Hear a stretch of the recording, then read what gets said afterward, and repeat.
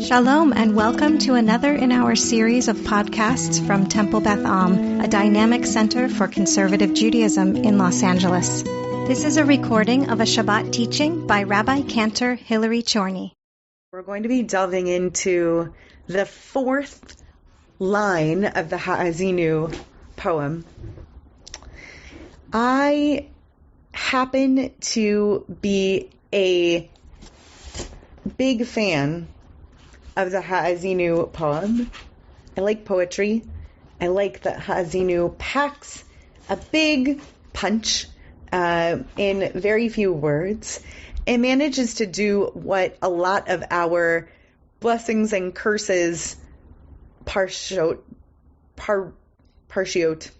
I can never decide if I like parshiot or parshiot better. It does a better job packing a punch with these than fully prosaic parshas do. But at the beginning of Ha'azinu, we're just in the territory of Moshe praising the type of divine being and creator with whom he wants to leave his people in relationship. Moshe wants to leave Moshe's people, in relationship with God. And he's pointing out the characteristics of God. He's continuing to give God names. He's framing God. Framing not as in framing him for a crime, but framing the divine, giving a framework for the type of divine presence that God is going to be in their practical lives, because we are moving into a time canonically, historically, and literarily, as you follow the history of the Jews after Deuteronomy, when the Jews are going into the land as led by Yehoshua, and they're going to be dealing as a people, but they are still intended to be in relationship with the divine. It's a mirror image of the two types of judgment, and this is the subject of our interest today, of the two types of judgment and the two types of relationship with which we concern ourselves at this time of year, during Elul, and particularly during the Aseret Yemei Teshuvah, these 10 days of repentance between Rosh Hashanah and Yom Kippur. That is, the horizontal and the vertical, which are metaphorical axes on which we relate to our human siblings, right? The people who live around us, whom we have to treat with and deal with respectfully, and also the relationship that we have with the divine. Metaphorical because we don't strictly relate to human beings as being lateral to us and God as being exactly above, but you see what I mean, right? The vertical and the horizontal axes. But this is what Moshe is dealing with too. Moshe is doubly preparing the people as he's getting ready to leave them. He's preparing them to create a just society, and he's preparing them to be and stay in relationship with the divine, even though he, as the conduit so often, right? Vayomer Adonai el Moshe, Vaidaber Moshe, right? So often have we read this. He's been the conduit, but he wants the people to be in relationship. Okay, so we're going to look at this verse 4, and we're going to look at this one piece that our tradition and interpreters of our tradition have wrestled with understanding, because Moshe puts forward an idea in this poem about who God is as a judge, as a shofet, even though he doesn't use this word. That's kind of troubling, especially as we stare down the day of Yom Kippur in just a few days. And we really can grapple with this in live, real, approaching Yom Kippur time as we look at the many commentaries that our tradition has gone through on this very verse. Hatzur tamim poalo. Hatzur, the rock. As I said before, Sur Yisrael Kuma Bezrat Yisrael. Tzur is not just rock, it's a name that's given to God in the Torah here, in other places biblically, and poetically and liturgically. Tamim po'alo. The things that God acts upon are tamim. They are perfect and whole.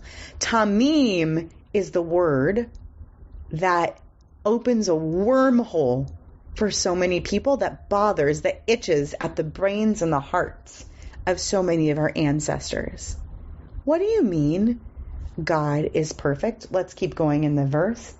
Ki kol derachav mishpat. And they take this next bit as an expansion upon that word tamim, because ki either means when or because, and it probably means because in this verse. Kol derachav, all of God's ways, their ways. Mishpat. Mishpat can mean judgment, but as an adjective mean just. As a noun can also be justice. And then a secondary thought, El Emunah Ve'ein Avel. He is in El Emunah. Like either that's a name for God, God is God Emunah, right? El Emunah. Does that sound like a name of a synagogue to you? It sounds like a name of a synagogue to me. El Emunah. We could start a synagogue called El Emunah, right? If Mozambique needs you always need two shuls, right? The one you go to, the one you don't go to. So Larry, if Mozambique needs the one that they don't go to, we can name it El Emunah. Ve'ein Avel, that can be the third shul. And there's no falsehood, which is probably just a tikbolet. It's just saying the same thing, but saying it in the inverse. Tzaddik v'yasharhu. What is God? God is tzaddik, is righteous, which is interesting because we don't typically refer to God as tzaddik, right? Tzaddik is typically a humanity correlated word in the Bible. You just take my word for that. It is. And yashar, straight. We're really going to dig into those first two lines. What does it mean for God to be tamim in po'alo? What does it mean for God to be perfect in God's ways? Something about mishpat, something about God's judgment is perfect. And this bothers people. Who does this bother? This bothers me. Anyone else bothered by this? How could God's judgment be perfect? Absolutely bothers me. This particularly bothers me, I'm sure, because I grew up in a country that has an appeals system in its courts, right? I grew up with fallible judges, or believing that courts and judgments could be fallible, that we set up checks and balances in our system because perhaps someone could be wrong.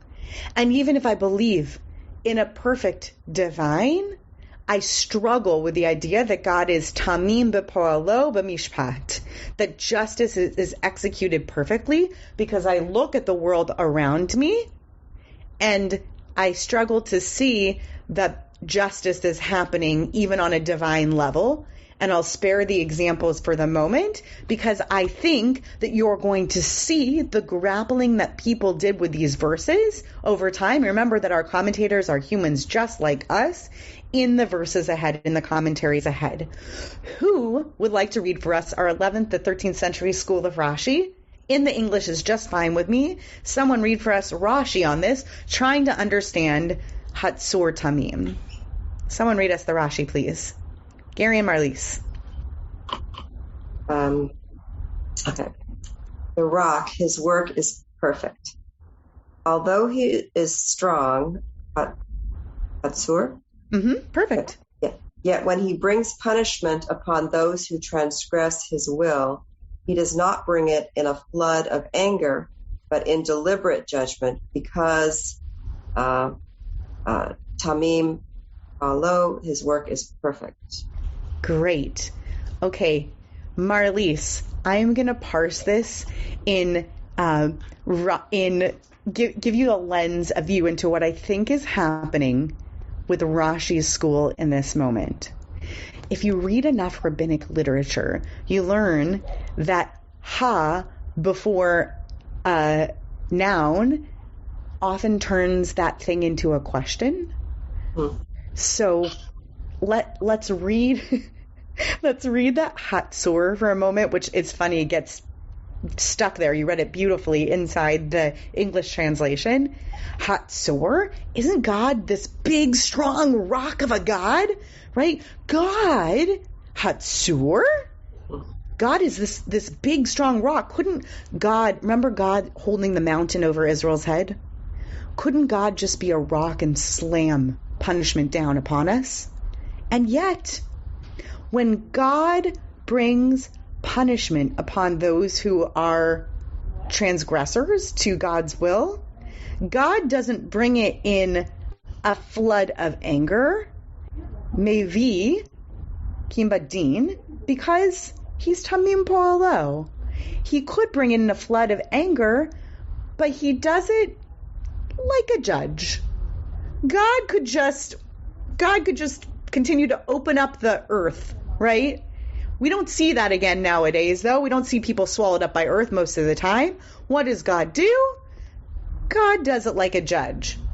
So Rashi's explanation on this is Hatzur Metamim Po'alo. God is a rock, but his ways are perfect. And then he sees the next verse as the explanation of his ways being perfect. That is, Ki Kol Derachav Mishpat. All of his ways, that his ways of doing mishpat. God executes divine judgment in such kindly ways, given what God could be doing, right? God could be just lightning bolting people left and right. See Greek mythology, right? But that's not what God chooses to do. Okay, we may or may not like this explanation for what Sur Tamim Po'elo is, and why that's a Tamim explanation for Mishpat. Let's go to the next piece, which is from Ta'anit. It's from the Bavli, Babylonian Talmud.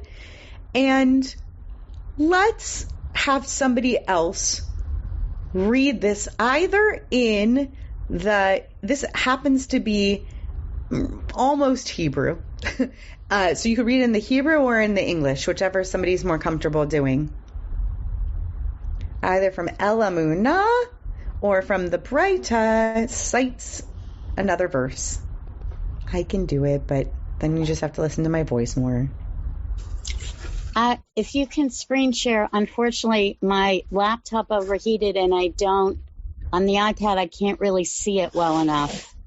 That's okay. I'm sorry that I can't do that because I'm not doing that on Shabbat itself. Oh, got it. Sorry about that. In the future. Sorry that I asked. Sorry. That's okay. I'm glad you asked because I would love to have you participate. In the future, we will call upon you to participate. So I will read forward here. El Amunah ve'ein avel. That's that piece straight from the verse. So that's later in our verse, the second part of the verse. God is a God of faithfulness. Ve'ein avel. I'm reading from here because the stuff in bold in the translation, that's actually in the Talmud. The rest is added by the translator to try to help it make sense. The Breita cites another verse that deals with judgment. That's El Amunah ve'ein avel, a God of faithfulness and without falseness or without iniquity. He is just and righteous. That's our verse. The Breita interprets El Amunah, a God of faithfulness, to mean that just as punishment is exacted from the wicked in Olam Haba, in the world to come, even for a light transgression. Got it? So wicked people get punished in the next world, even if they transgress a tiny bit. So too, punishment is exacted from the righteous in this world for a light transgression that they commit. Why? The translator adds the explanation here. So that the righteous suffer their punishment in this world to purify them so they can enjoy Olam Haba, they can enjoy the world to come. So what makes God such a good executor of justice in the view of the rabbis editing the Talmud here? What makes God such a great executor of justice if God punishes the wicked in the world to come, even for a light transgression, but righteous people get punished in this world? Brant? Well, to me, the way I interpret this is that he knows, since nobody is truly wicked and nobody is truly righteous, that he both exacts something from the wicked and he exacts something from the righteous, so that, and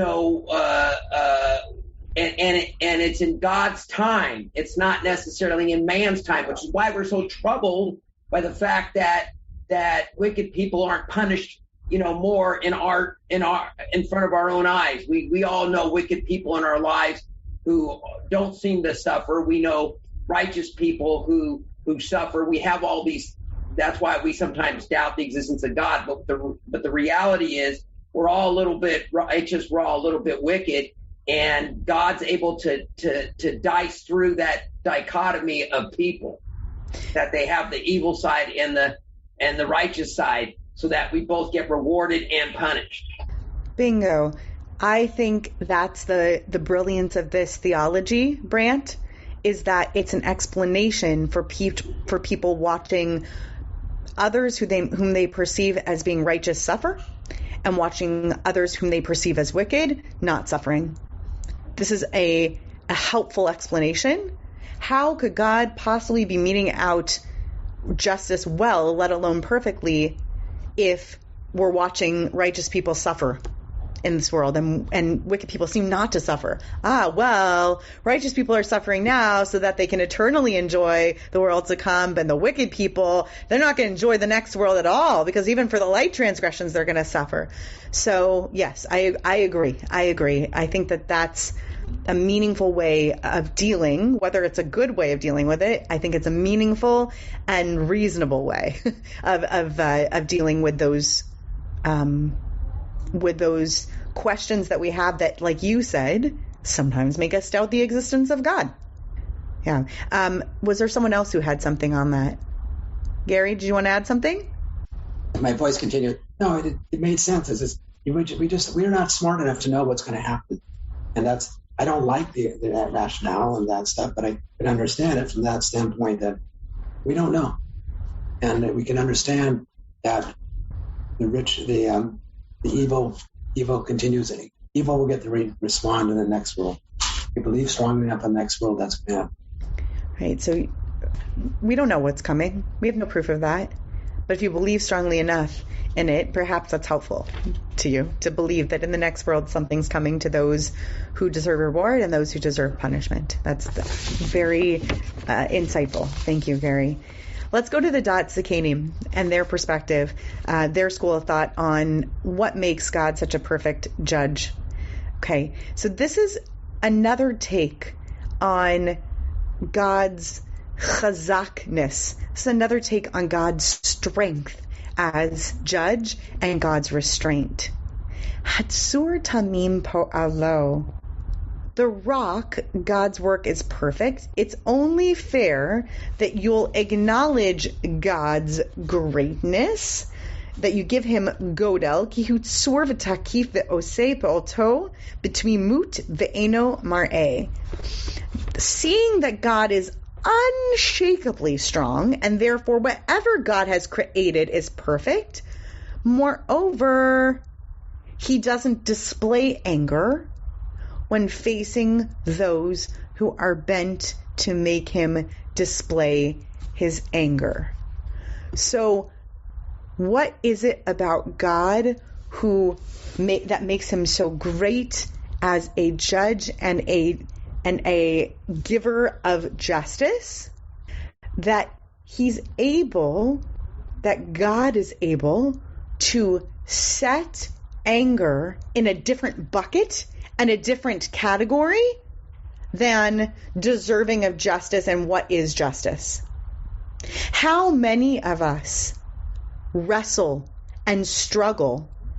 In fact, how many of us see it as an ultimate human flaw? I certainly do. That it feels impossible to separate anger from punishment when we are in a place of power, when we are in a position of power. What the Dat Zakenim say is, God is Hatzur, God is Chazak. God could come and display God's wrath, but whatever God has created is perfect, and therefore God does not confuse wrath with justice. Dayenu, if I could have a little droplet of that in this year to come, that in any environment in which I am in a seat of power and I find myself needing to hand out consequences for something that takes place, that I am able to separate my anger from the setting out of a pathway of justice for somebody. That is tough.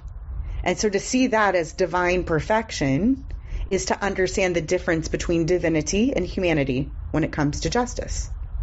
I happen to favorite that one. That is a big favorite of mine because I see that as a human and divine divide.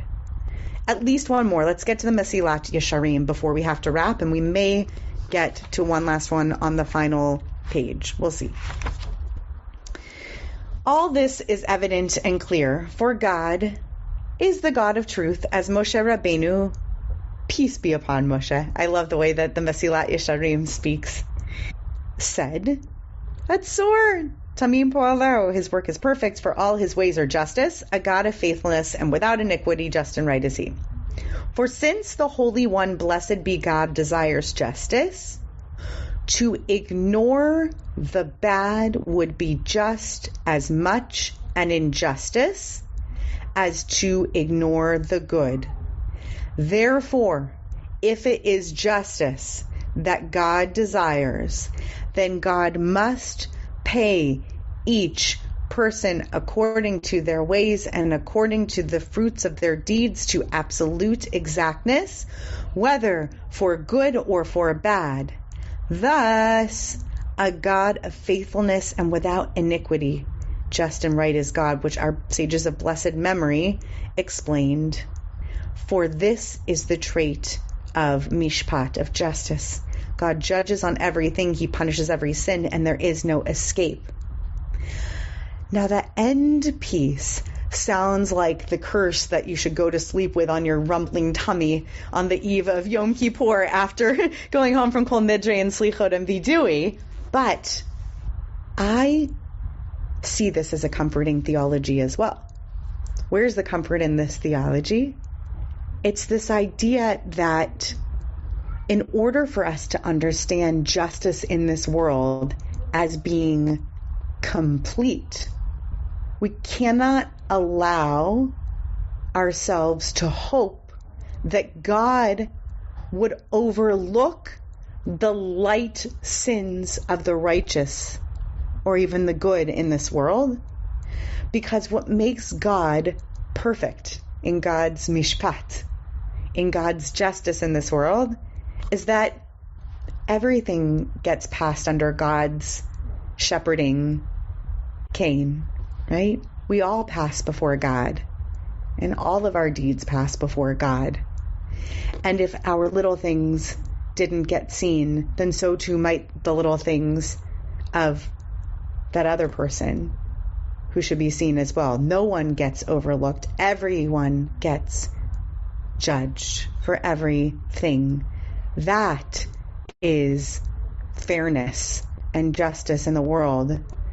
How many of us have had the experience of first frustration with a teacher, a coach, a boss, somebody else being in a position of power, who has frustrated us by holding us accountable for minor misdeeds or minor mistakes on our part, but then as part of a larger picture, seeing the fairness of that leader's perspective, because we see that they hold everybody accountable in the system, and then found gratitude in that system. There's frustration in that system, but there's so much fairness in that system too. And the hopefulness that lies therein is the hopefulness that there is ultimate fairness There is no favoritism. Every one of us comes before God. Every one of us is seen. Our little things, our big things, nothing escapes. We are just present. Can we sneak one last one in? One last text? One last source? Great. Let's get one last one from Shmirat HaLashon. I'm going to ask that we skip partially down the page, and we're going to get to the part of the page that says, but certainly the creator of man. We'll go right to the English since we're short on time. But certainly the creator of man put it in the power of each and every Jew that if he only puts his eyes and his heart to his ways, he can avoid this. That is speaking Lashon Hara, which is the topic of this chunk of Shmirat HaLashon. As we find in Sifrei, in Parshat Hazinu, which is an ancient midrash on Parshat Hazinu, God is a God of trust without wrong. That is, God did not create men to be Risha'im, but to be Tzadikim. I'm going to repeat that. God did not create human beings to be evil, to be bad, but rather God created us to be Tzadikim. For if not so, there is wrong, God forbid, in the ordinance of the Blessed One, in the punishment that God metes out to them afterwards. This is the final thought, and this is what makes God a fair and perfect judge. This is what Shmirat HaLashon is saying. Here's what would be unfair. What would be unfair is if God created us to be wicked people and then came along and punished us for being wicked. But the Shmirat HaLashon says, that's not the case. God created us with plenty of yetzer, plenty of urge to do all sorts of things, and free will to do all sorts of things. But God created us to be tzaddikim. God created us to be righteous. And that's what makes the justice fair. And it's also what gives us the opportunity to face next year and promise that we can be our better selves, because God created us with the possibility and the hope to return to the selves that God made us to be, such that we can be those tzaddikim that God is hoping and wanting us to be. The mishpat is there as not just a consequence, but like a shepherd with their tools to hook us back in and to bring us back underneath God's guidance to say, come back, tzaddikim. Come back, righteous ones. I didn't create you to be wicked. I created you to be righteous. So justice is there to return us to our true selves, to return us to the righteousness that was intended to be our resting state, the goodness, the potential for goodness that exists within all of us. I don't intend to leave this resolved for any of you, not any of you who are listening live or anybody who listens to this on the podcast later. These are perspectives on God and God's mishpat. And I also leave it open-ended in a way that hopefully allows you to see that it is the custom and the tradition of Jews to wrestle with God's perfection as judge. It's hard. It's hard to imagine God as the perfect judge. But these are all doorways and windows, at least, to the possibility that there is perfection within justice in this world, that there are perspectives out there that might allow us to see ourselves as potential tzaddikim, to see God as a God of restraint, and to see the world out there as one in which fairness abounds cosmically. And I hope that that gives you a sense of hope leading towards this next Yom Kippur. You have been listening to another in our series of podcasts from Temple Beth Am, a dynamic center for conservative Judaism in Los Angeles. If you enjoy these podcasts, we invite you to write a review on the Apple Podcast site or wherever you get your podcasts. For more information about Temple Beth Am Los Angeles, go to tbala.org.